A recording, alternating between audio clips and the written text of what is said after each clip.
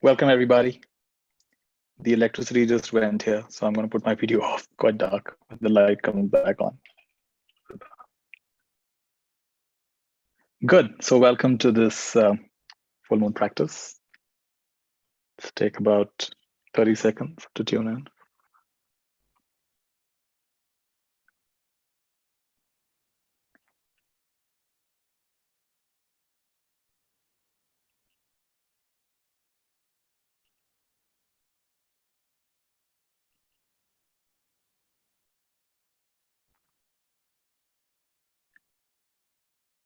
And in these sessions,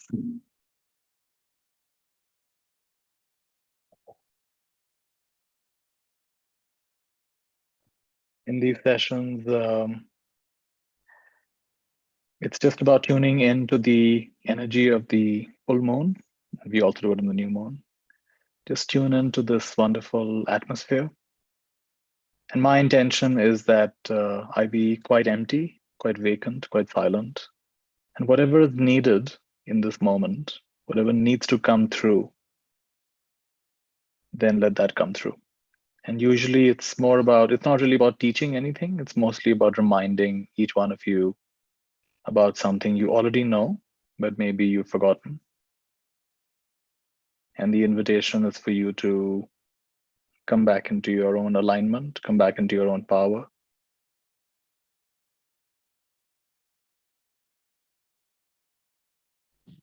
So I invite you also to be quite receptive, quite open. And these sessions can go in different directions. But usually there's a sense of unburdening. There's a sense of lightness. Something gets adjusted if it's meant to.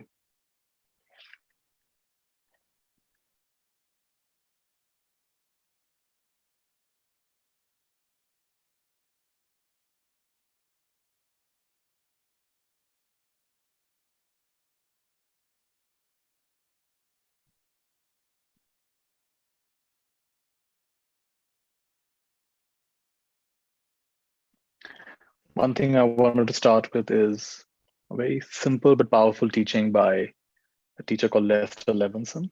And Lester Levinson, very brief story of Lester Levinson, was quite successful in business, diagnosed with a heart condition in his early 40s, and was told that he probably wouldn't recover. He'd probably have a weak heart the rest of his life, and he can't exert himself. He can always have another heart attack. So that was, of course, if you get a diagnosis like that, very disturbing. He was very disturbed. But long story short, he discovered that as he asked himself, when have I been truly happy? What is happiness? When have I been truly happy? He was surprised to find that it wasn't in the moments that he was loved. He was truly happy in the moments that he was loving. He was in a state of love. Very interesting. Because first the answer was, okay, he asked himself, so when am I happy? His first answer was when I'm loved. He says, but right now also many people love me, but I'm not happy. My family loves me, but I don't feel happy. So then when am I truly happy? When I'm in a state of love. So he began actively loving his experience. And then it got broader. He began loving the past experiences. In a way, he began cleaning up his life. So wherever in his life he had judged himself, judged others, the heartbreaks of his life, the disappointments of his life, the abandonment in his life, he went back and he challenged himself to love that. It wasn't easy. It took sometimes a big part of him revolted and said, I can't love that. That person was very mean to me. That person was very bad to me. How can I love that? One way that I like to challenge people is, can you love 0.01%? Can you love 1%? Can you forgive 1%? Can you forgive 0.0001%? Have you heard of the concept of grain of truth? Grain of truth means anything anyone says about you, even if they're your worst enemy, anything anyone says about you has a grain of truth to it. It's not entirely false. Always one little grain of truth. It's a very powerful way of thinking. So when you're criticized, there's a grain. There may be an ulterior motive. but there's a grain of truth in it. When you're praised, you may think that, oh, they're trying to flatter me. Or that I'm not like that. But there is a grain of truth in it. So Lester Levinson began to love his experience and love all his past experiences. And it led to a revolution in his consciousness. He, of course, got completely healed. He went on to live quite a long life, very miraculous life. So I want to start with that idea and just inviting each one of you to, on this full moon night, or maybe you're in the US or some other country, so it's daytime, just bring up the spirit of love. Can you love this moment just the way it is? Love is not some sugary feeling, some sentimental feeling. Love is to allow things to be. I think there are two powerful elements of love: connection and space. So if I'm connected to this moment, how am I connected to it? I'm aware of it, connected to it, I'm giving it my attention. When I'm connected to this moment and I'm letting it be, that's love. And if you want to add an element of warmth, kind of warmth, wishing well, warmth.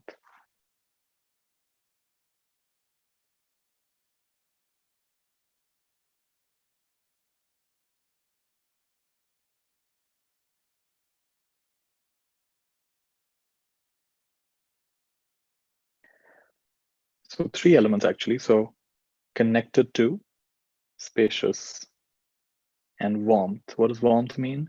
Wishing well, wanting the best to emerge, genuinely wishing well. This is very healing.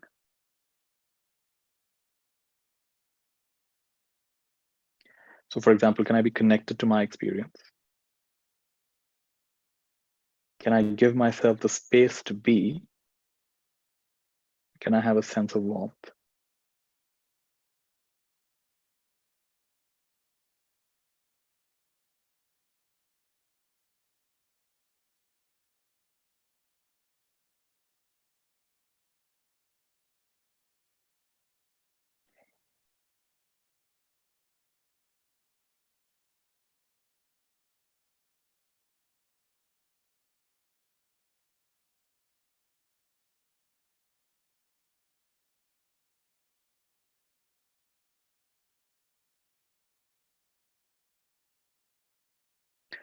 One of the beautiful things about these full moon, new moon sessions, and in fact, most of my sessions, is that I allow myself to not know what's going to happen, not knowing.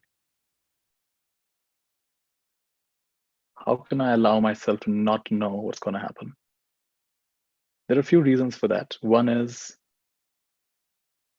I'm not necessarily trying to make you feel better, trying to take you to a certain place. I'm not trying to prove that I know something, not trying to get people to like me. So therefore, I can allow myself to not know, nothing to prove, nowhere to go. Not trying to sell you something or try to getting you to have some experience. You may or may not get healed, even though we may talk about healing, but you may or may not get healed. And I think that's really beautiful. That's the ability to allow yourself to not know. So much of this life is about knowing and learning and communicating your learning, and trying to get other people to see things the way you see things or do things that you have found helpful. It's quite refreshing to be in a state of not knowing. This state of not knowing is very alive, very full, teeming with possibility. And yet nothing has to happen.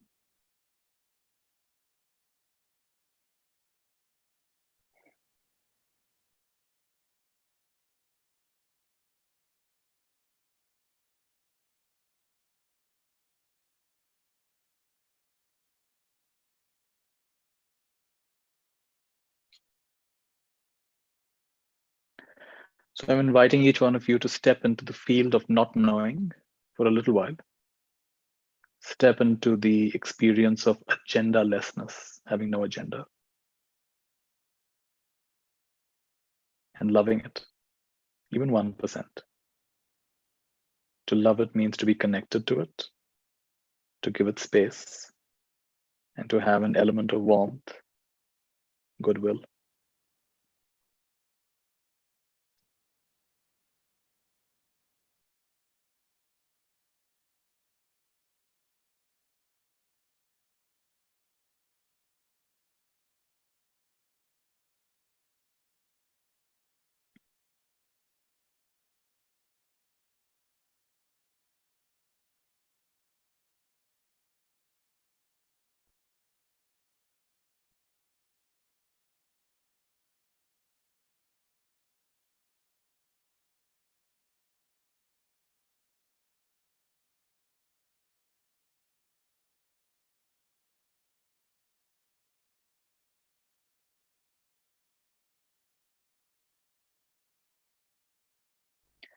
Is it true that the people who see you as you are, who love you as you are, who are not interested in changing you, transforming you? Is it true that the people who see you as you are, love you as you are, they may see a greater potential in you, but they're in no rush to get you there?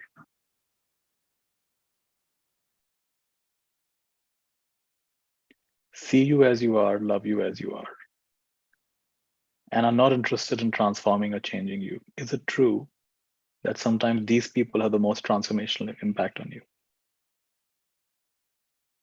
That's been my experience. People who didn't try to change me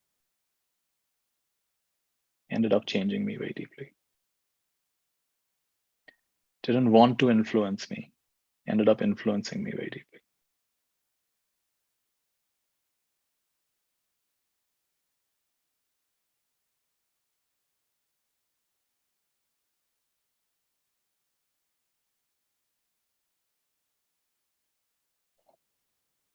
I'm visiting a friend's place and he lives in this small town.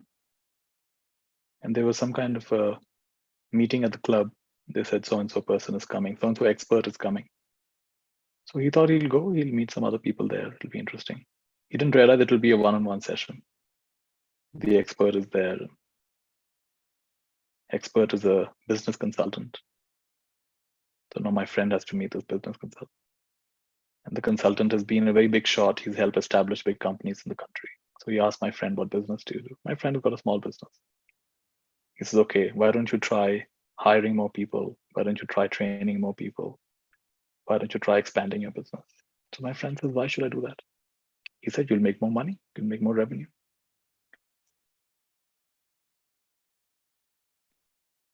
And my friend says, well, when I hire more people, I'll also have to monitor more people. I'll also have to make sure that they're not taking too many holidays and making the most of their skills and knowledge. So do I really want to hire more people? So very quickly, the conversation shifted, and this expert who was trying to train my friend realized that my friend is actually very content. He doesn't want to make his business to the next level. He's actually very happy. So the whole conversation shifted. He said, oh, I haven't had this kind of conversation in a long time. And my friend tells me that person called him at least 3 more times saying, how did you move to a small town? How did you set up? How did you stop your big business? How did you move to a small town? He actually got interested in the simple way of life. He said, I live in Gurgaon and I want to move to a small town. And the reason I'm sharing this is that so simple, right? My friend wasn't trying, the other person was trying to influence him. My friend wasn't trying to influence him. He was just being a normal himself. But this friend had a bigger impact on that expert than the expert was able to have on this friend. So sometimes when you're not trying to change anyone, convince anyone, influence anyone, you have the biggest impact on them. We played this game today, which I recommend you also play with your friends and family, which is everyone tells each other 3 things you appreciate about everyone. You go one by one, and everyone appreciates 3 things. Then you got to be specific. You can't just say general, oh, you're a good friend. Give an example of how they were a good friend. You can't just say you're inspiring. Give an example of how they're inspiring. And it's fascinating when we do something like this, then we get to hear things that we didn't even maybe see in ourselves so clearly. We didn't notice in ourselves so clearly. And we get to see ourselves briefly through somebody else's eyes.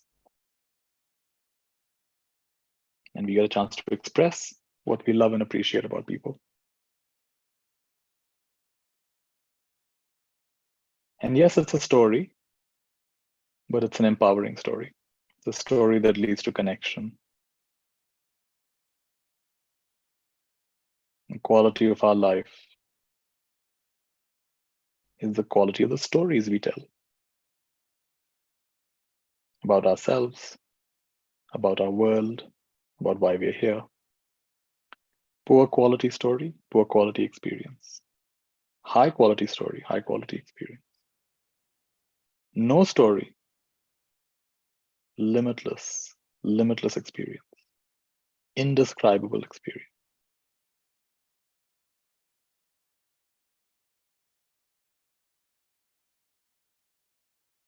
So tell high quality stories, knowing that they're just stories.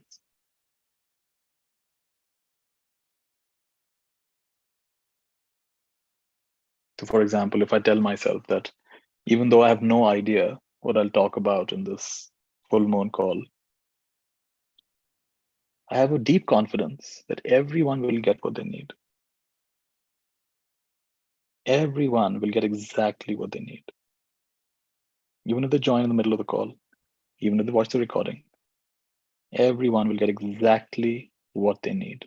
That's my confidence. If that's a story I'm telling myself, that no matter what comes out of my mouth, it's going to be exactly what someone needs to hear. It's very relaxing. It's a very relaxing story. Even if someone says, oh my God, this is very boring.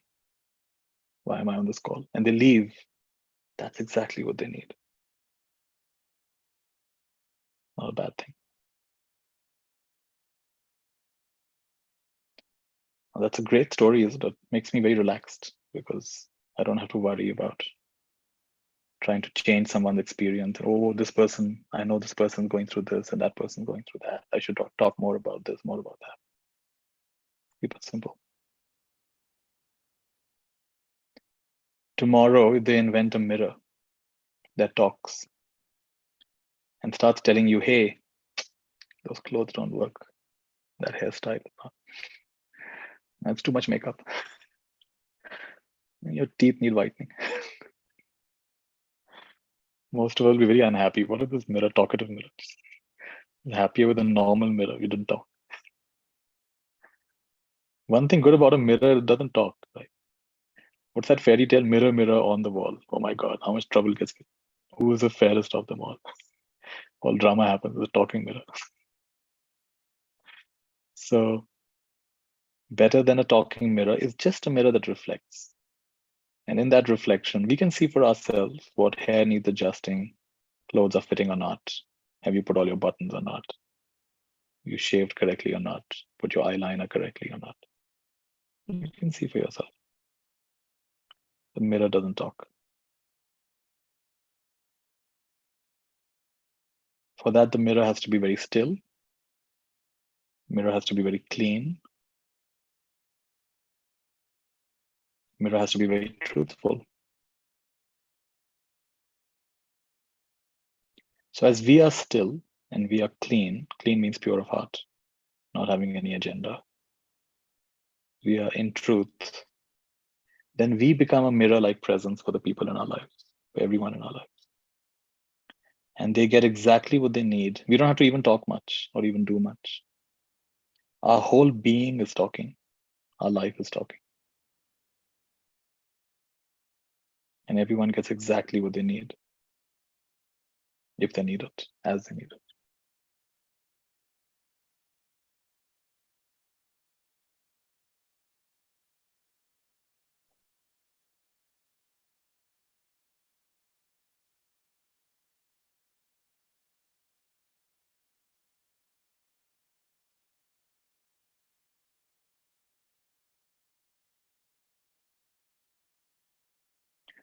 What is it like? This is quite an interesting question for all of you. What would it be like if you completely dissolved the desire to change the people in your life? Even if you're a parent, I know you want the best for your child. If you're a spouse, you'd love your husband or wife to be a certain way. You may have a sibling who's struggling or who has an addiction or something. Well, whatever it is. But what would it be like? Just do a thought experiment with me. So, what would it be like to completely dissolve your desire to want to change anyone in your life, including yourself? Just breathe into that.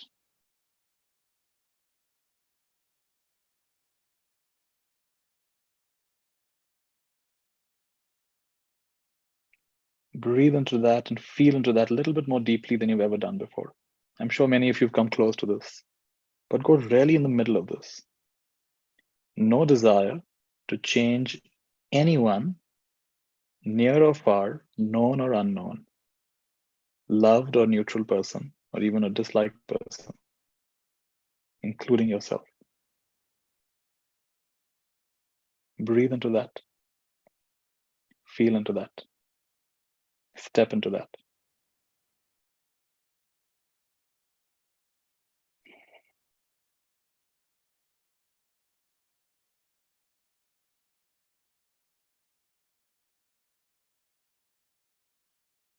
Instant freedom.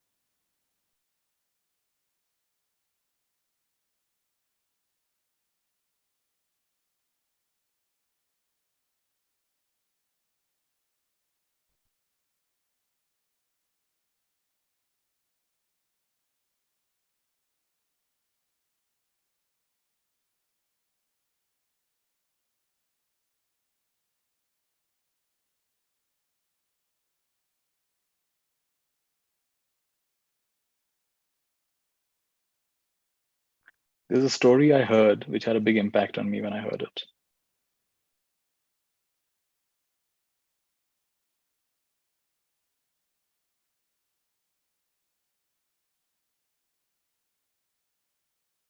This person moves to a new country, and this country they require a visa. You can't be in this country without a visa. So one particular company gives them a visa. They move into this country, this company. The boss of this person, very difficult boss, very painful, very criticizing, always fault finding. But to leave this company would mean losing the visa. You'll have to go back to your original country. So it's like devil in the deep sea, you know. No fun being in the company. Leaving would mean I have to go back to my home country. This person is very, very agitated. They happen to have a friend who is a chemist, sells medicine. Person goes to the friend and says, I'm really tired of this boss, but I can't leave the company. So I want you to give me a poisonous pill. I'm going to mix it in the person's food. They'll be dead. I'll get a new boss. What are you talking about? You want to kill this person? Yes, I'm fed up. I want to kill this. So the friend says, you know what? If you do something like that, you will be the first suspect because you both have a bad relationship. So let me tell you something else. Here, take this powder. Every day, I know that you serve tea to your boss. Just little put a few little grains of this powder in their tea. And over a period of 3 months, the person will get sick and die.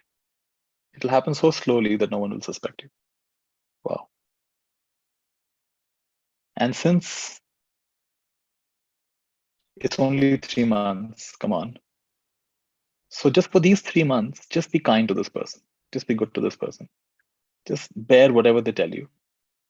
That way, no one will suspect you when he dies. Oh, all right. Let me try. This is a good idea. So every day, he's making tea for his boss, puts a few grains of this deadly white powder in the tea, mixes it up, and he serves the tea. And boss is, as usual, criticizing, fault finding. But now this person is very calm. He knows it's only 3 months. This person's going to get sick and die. So day by day, he's very patient. He doesn't talk back. He says, yes, yes, boss, I'll do it. And little by little, the boss also starts relaxing. This fellow is, listening to me. This fellow is respecting me. This fellow is good to me. So little by little, the boss also starts shouting less. But every day, he's quietly putting those few grains of white powder, mixing it up. After 45 days, the relationship has improved a lot. The boss often, trusts the person. He gives this person more work and even says good things about him. This person is still putting those white powder, but he starts feeling, what am I doing? This man is not so bad to me anymore. So like this 2 months pass. Then one day he goes back to his friend and says, you know what? I want to stop this. I think he's changed. He's become a good person. I want to stop this. So the friend says, how long has it been? It's been 2 months. Every day you put the powder, every day. He says, no, it's too late now.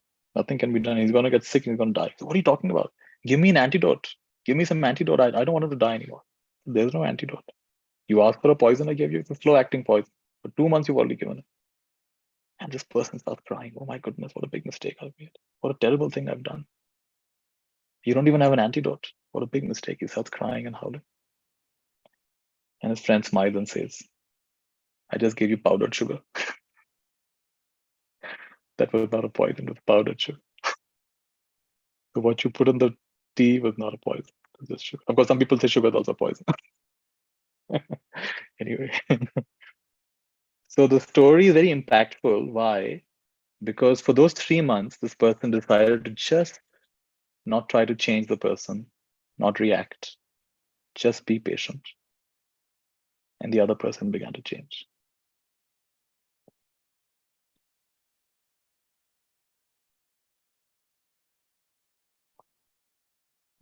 So I really like the story because it shows how powerful each one of us is.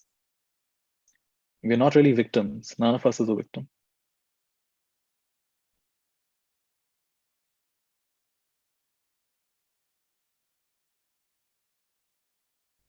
So the less I'm trying to prove myself, the less I'm trying to change all of you, transform all of you, improve your lives.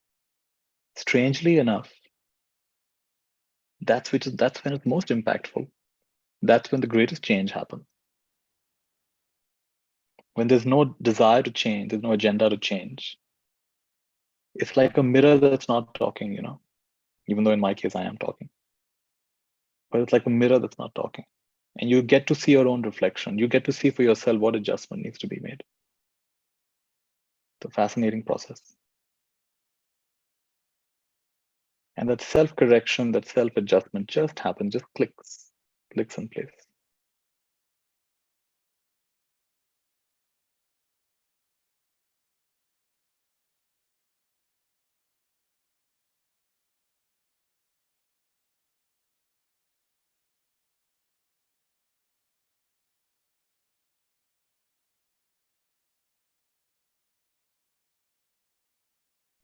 Another beautiful story of this man who all the angels love. The angels love this man. Why? He's a very virtuous man, very pure-hearted man. So again and again, the angels come to him in dreams. Ask for a wish, ask for a wish. The man is not asking for a wish. They even appear before him. Ask for a wish, ask for a wish. We want to grant you a wish. You're our favorite. He says, I don't want any wish. I'm quite content and happy. So they're very dissatisfied. He's not asking for anything. So the story goes, the angels go to God and say, This man is so pure, he's so good. He doesn't ask for anything. What should we do? We want to give him a wish. So God says, okay, I'll tell you what. You give him a special power. What's the special power? Wherever he goes, wherever his shadow falls behind him, wherever he goes, wherever his shadow falls behind, whatever his shadow touches, that'll be a blessing. So if it touches a sick person, the person will get healed. If it touches a poor man's home, the man will make a lot of money. If it touches a dry land, there'll be rain there. So wherever the person walks, wherever this person's shadow touches behind them, that's where a miracle will take place. But they'll never get to know. The person should never get to know. So the angels love this. So that's the blessing they give this person. In other words, a huge amount of good will happen, but the person will be completely unaware of it.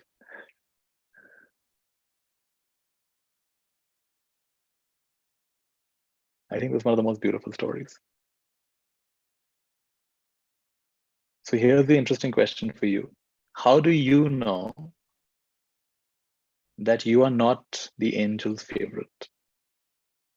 And how do you know that you have not already been granted that wish, which is not your wish, but it's a blessing given to you? What evidence do you have that you are not that pure person?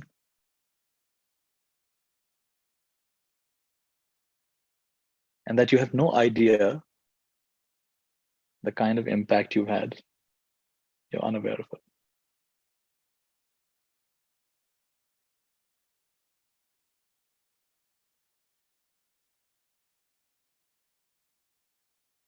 I think you've all, this is a famous WhatsApp forward. So most of you probably heard the story, but it's still worth repeating. This person meets a older gentleman and he recognizes this is my teacher from school. So he goes up to him and he shakes his hand and says, you may not remember me, but I remember you. You had a huge impact on my life. Thanks to you, I was so inspired. I myself became a professor. I myself entered the teaching profession. The teacher says, oh, remind me, who were you? He says, you had a very big impact on me. I had once stolen another boy's pen in class. I had stolen another boy's pen, and the boy complained my pen had been stolen. So you made all of us stand in a circle in class. Everyone stand in a circle, close your eyes. And you went around touching everyone's pocket. And you found the pen in my pocket. And you returned the pen to the boy, but you never revealed my name. I'm forever grateful to you. You could easily have created me. You made all class close their eyes. Nobody knew where you were going, whose pocket you were touching. You found the pen in my pocket, but you never revealed my name. And I was so inspired by that I stopped stealing. And not only that, I went on to become a professor myself. The teacher smiled and said, what you don't know is that when I was touching your pockets, my eyes were also closed. Isn't that beautiful? My eyes were also. So I also didn't know who it was, whose pocket it came out of. That's really beautiful. See, this is the power of stories.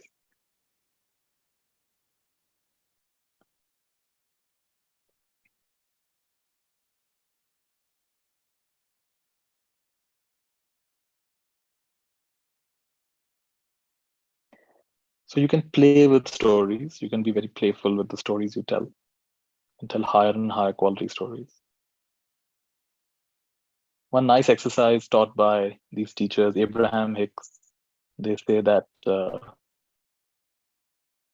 come up with a thought and then reach for a better feeling thought.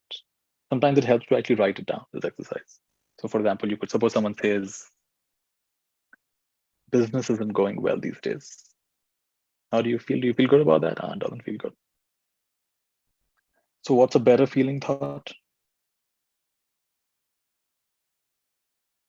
Maybe the thought is,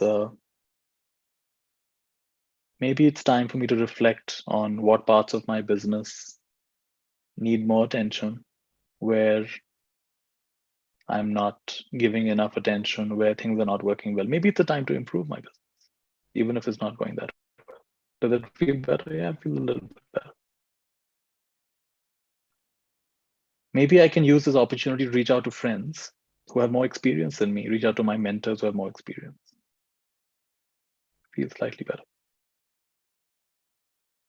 And you keep doing the exercise, you keep asking yourself, what's a better feeling thought?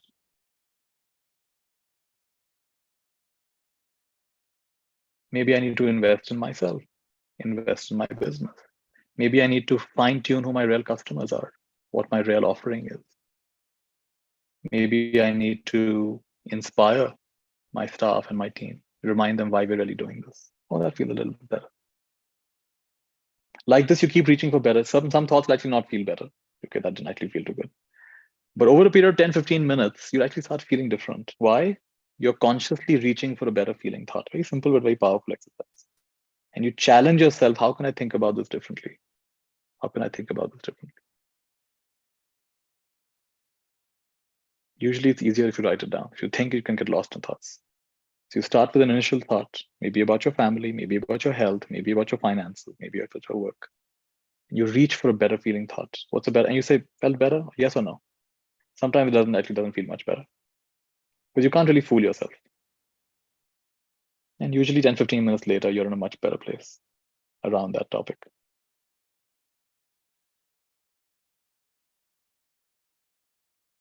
So coming back to Lester Levinson, who we began with, inspired by him, I came up with these 9 questions. I'm going to ask you these 9 questions. See what impact they have on you.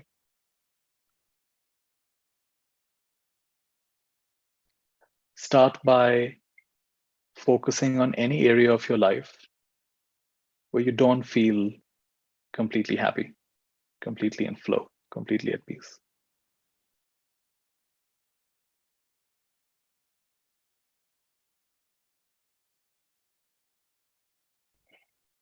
Came across this nice word the other day, SPIRE, SPIRE.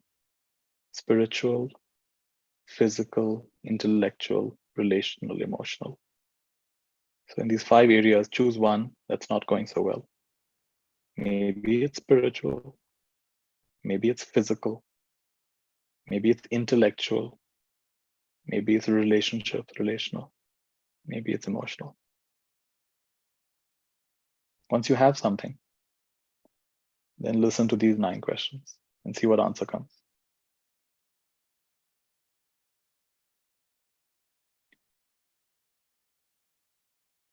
Could you think about this differently?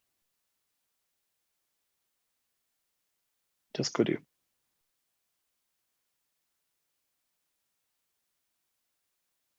And the answer can be yes or no. It's all right. Would you be willing to think about this differently?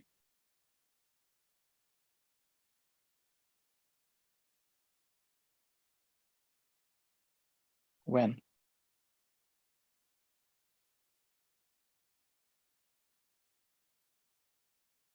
Could you think about this differently? Would you be willing to think about this differently? When? Can you all try one new thought around this topic?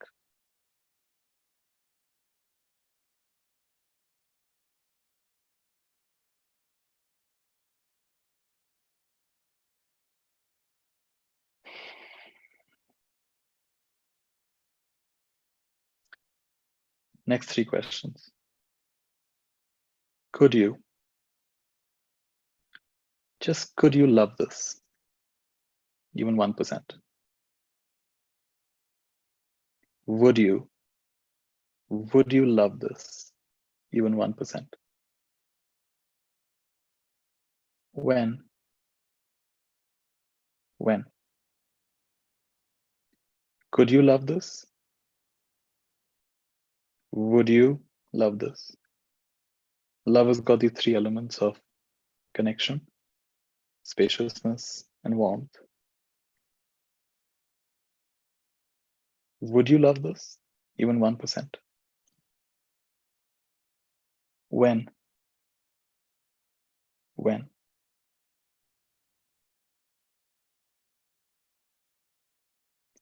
So go ahead and love this 1% or more. Love it exactly the way it is.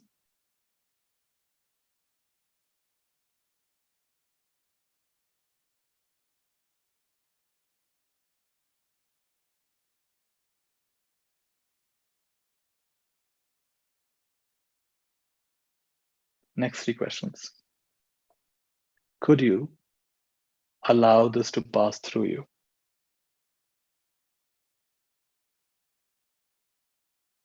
Would you allow this to pass through you?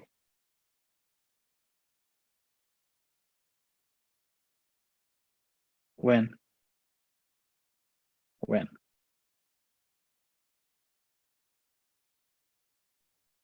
This experience becomes like a cloud. You become like the sky. You are the sky. This is just the weather.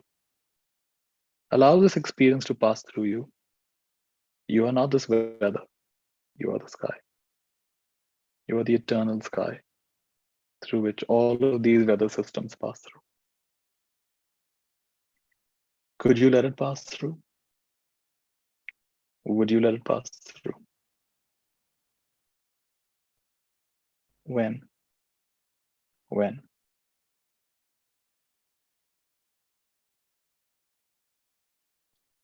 Could you think about it differently? Would you? When?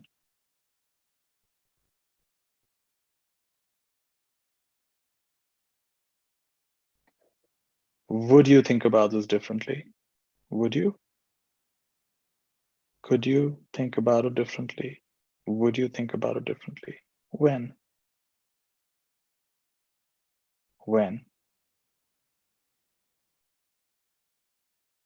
Can you have one new thought about this which you haven't had before?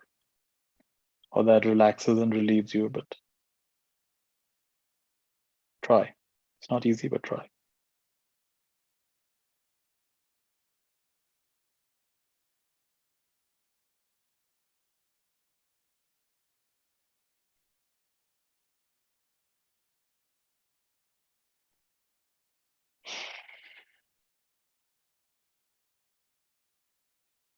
Could you love this?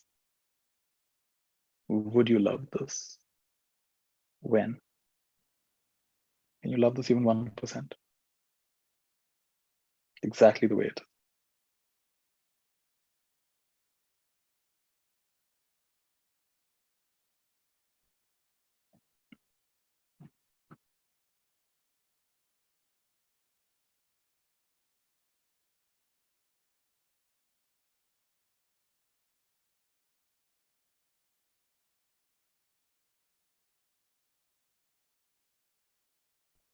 Could you let this pass through you? Would you let this pass through you? When?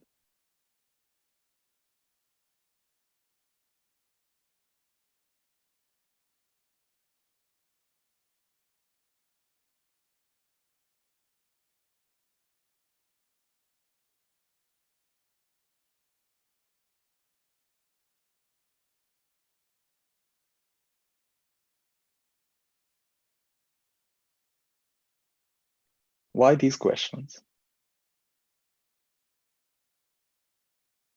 Conscious mind thinks, subconscious mind feels, superconscious mind just is. Could I think about it differently? Addresses the conscious mind. Could I love it? Addresses the subconscious mind. Could I allow it to just pass through? Addresses the superconscious mind.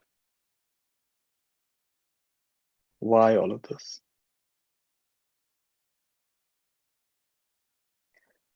So that you have a taste of never mind, never mind, never mind. Never mind. It's okay. Never mind. It is what it is. It is as it is.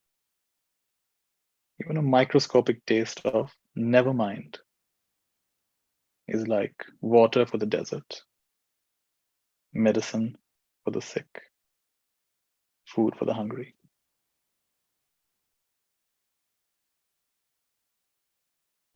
Never mind.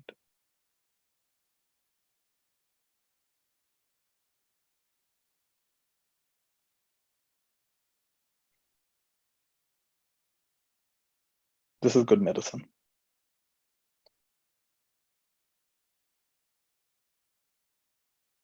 I learned from a shaman. Whatever experience comes up in life, you tell yourself, this is good medicine. This is good medicine. I may not like it.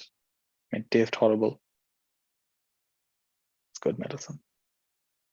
Soul level medicine. This is good medicine. Bring it on.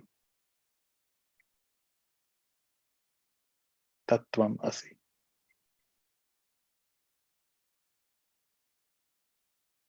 I am that which is healed by every experience. Experiences don't define me, they refine me.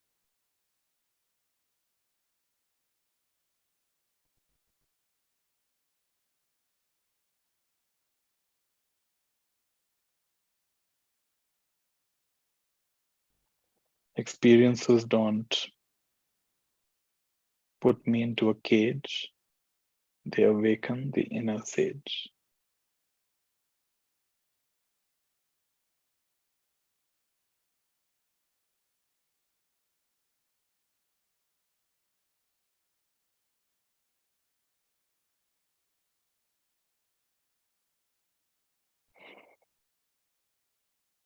One really wonderful thing we can all do is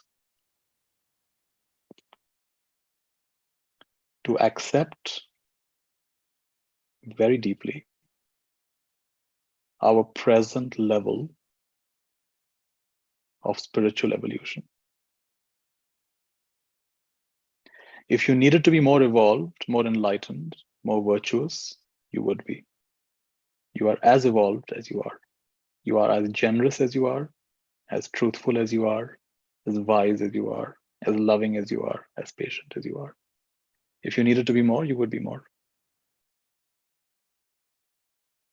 So stop comparing yourself to the Buddhas and the Guru Nanaks and the Krishnas, the Ganeshas and the Hanumans. It's a bad idea. Don't compare. Big mistake. If you were meant to be Hanuman, you would be Hanuman. If you were meant to be Buddha, you would be Buddha. If you were meant to be Maitreya, you would be Maitreya. If you're meant to be Tara, you would be Tara. So play the game at the level at which the game is unfolding. Don't pretend yourself beyond your evolution. In that non-pretending, in that radical accepting,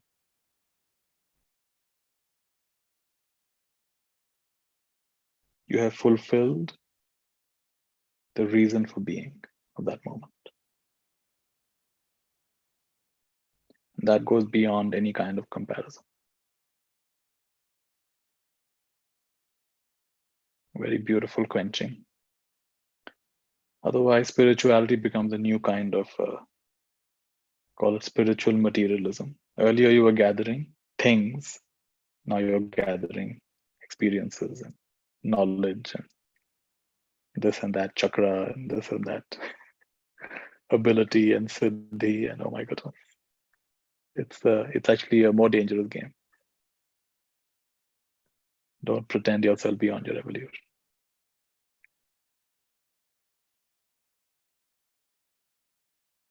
Somehow you are the way you are.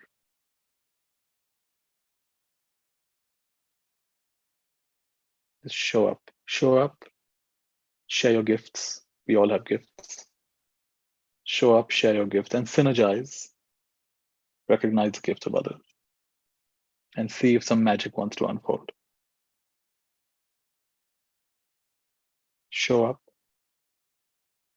Share your gifts. Sometimes the gift is just your presence. You don't have to always do something. Just your presence can be a wonderful gift. Every time a person enters a room, the entire energy of the room changes. Every time a person leaves the room, the entire energy of the room changes.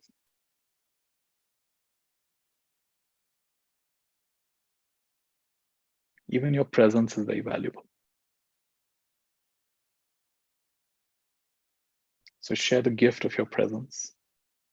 And if something more wants to come out, if you have to share some experience or knowledge or whatever, then that'll happen. It doesn't have to happen. If you're the kind of person who gets disturbed that, oh, I need to do something, I need to help someone, I need to share something, that's showing a lot of restlessness, isn't it?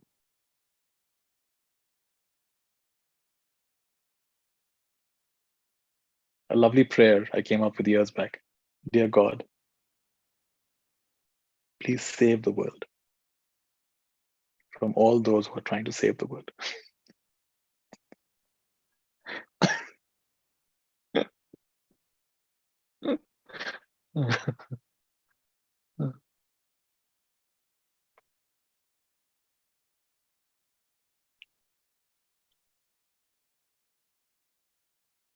If it's become your identity to teach or to help or to heal,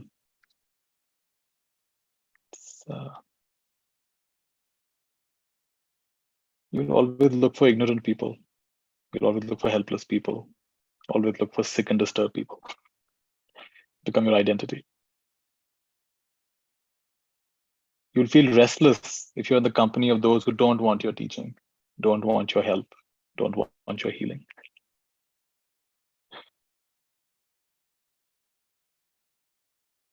The problem. How about you just show up and something needs to be communicated? It will be. Doesn't have to be.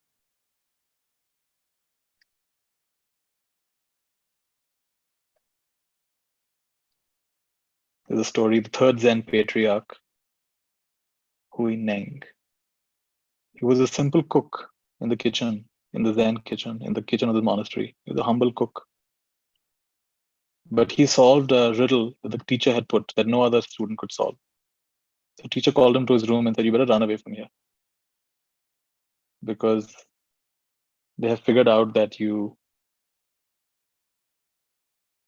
how come I think about the battery?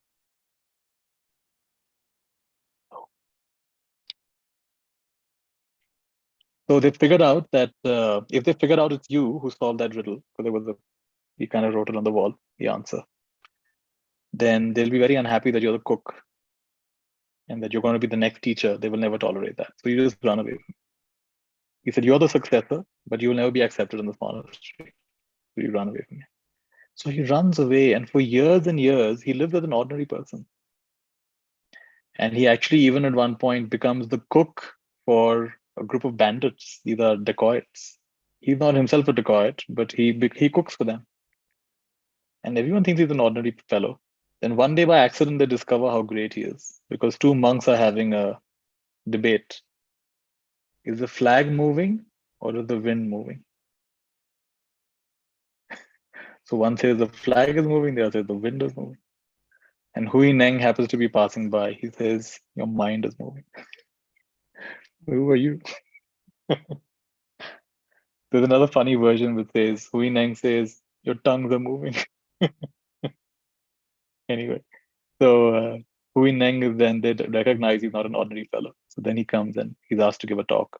And his talk is so fantastic. Everyone realizes, oh my God, this is not an ordinary person. So he becomes the third Zen patriarch. Similar story of Shanti Deva. Shanti Deva was considered to be good for only three things. What was it? Eating, sleeping. Yeah, eating, sleeping, and pooping. They said he only has three siddhis. He has three siddhis. He eats, he sleeps, and he poops. Doesn't do anything else. So he was in Nalanda University. So to embarrass him, his classmates decide to play a prank on him. And on a very important day, they make him give a talk to the entire assembly. They know he's going to embarrass. He's so foolish. What will he say? But he goes on to deliver the way of the Bodhisattva. the Bodhicharya Vatara. And it's supposed to be one of the most powerful teachings ever delivered. And everyone is in awe. Who is this person? Oh my goodness. They say that as the teaching continues, he rises up in the air and he begins to dissolve. And that could be a metaphorical way of saying that the teaching gets ever more refined, ever more refined, ever more refined, that even his body begins to like rise up and disappear. And poof, he's gone. He's never seen again. Nobody knows where he went after that. They could never find him after that.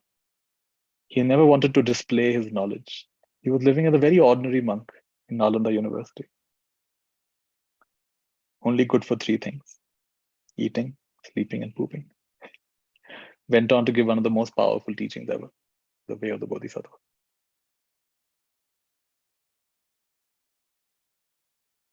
So, in other words, what if you're not in a urgency to change or transform anybody, help anybody, teach anybody, heal anybody? Is it possible that still there will be a healing influence, just like that pure person who was blessed by the angels?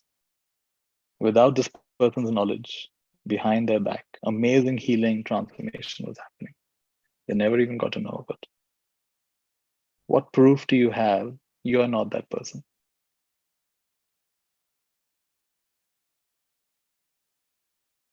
In any case, what your mind tells you about you, it's all nonsense.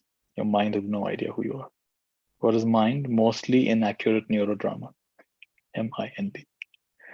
Mostly inaccurate neurodrama. My friend's son studies in a school, and they have a very interesting class, one of the subjects. It's called DEAR. I really like this. DEAR. You know what DEAR stands for? Drop everything and read. What a good full form. Drop everything and that's a period. Drop everything and read. Read a book. When was the last time you dropped everything?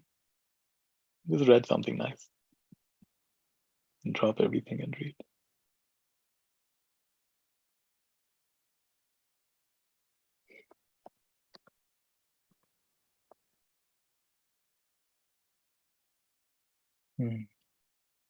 Good. So I have an early morning class tomorrow.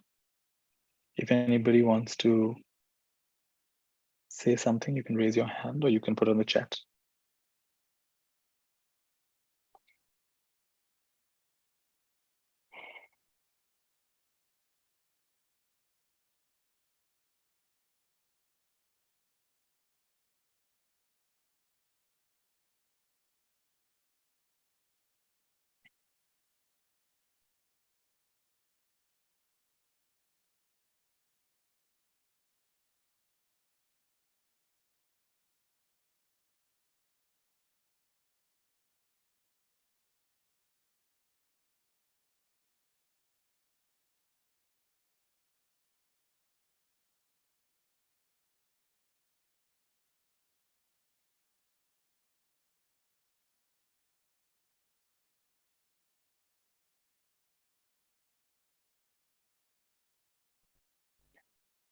Can you share the 9 questions in the group?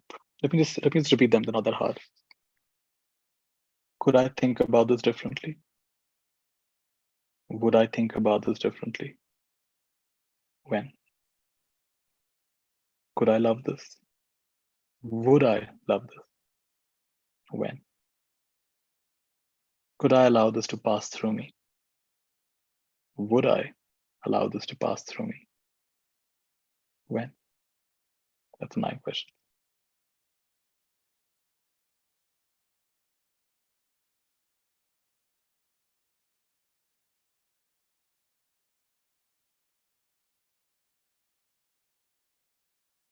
Mhm. Playing the game of life as it unfolds is so relaxing. Thank you.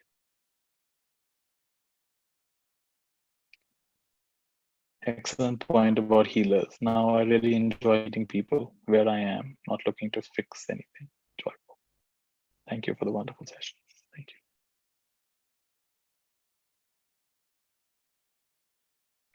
Sorry, please forgive me. I love you. Thank you. All right, good. Let me check if I missed anything on. YouTube. All right, good. Thank you all. We will end with something called a Mayurma, which is a way of sending good wishes. Take your hands up. Slowly bring them down. Make a big heart in the air. Multiply by infinity 3 times.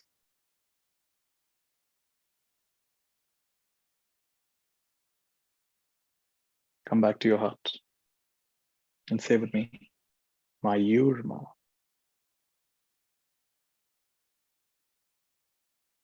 The highest in me bows to the highest in you. May the full moon energies energize you and release whatever is not serving you as you go through the day and as you sleep tonight.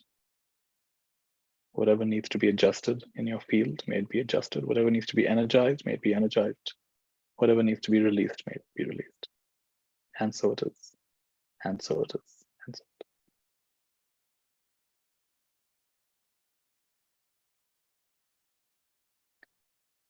Why don't we give you all a chance to say goodbye? Oh, there's a way to unmute everybody. Thank you, Nithya. Thank you. Thank you, Nitya. Bye. Thank Thank you, you. Nitya. Good night, Thank you so much. Nithya. Good night. Good night. Thank you Take so care. much. Goodbye. Bye. Thank you so much. Bye. All right. All right. Take care, everyone. Parveen, Good night. Praveen, Seema, Take care. Bhavna. Bye. Bye. Bye. Prachi. Lovely. Goodbye.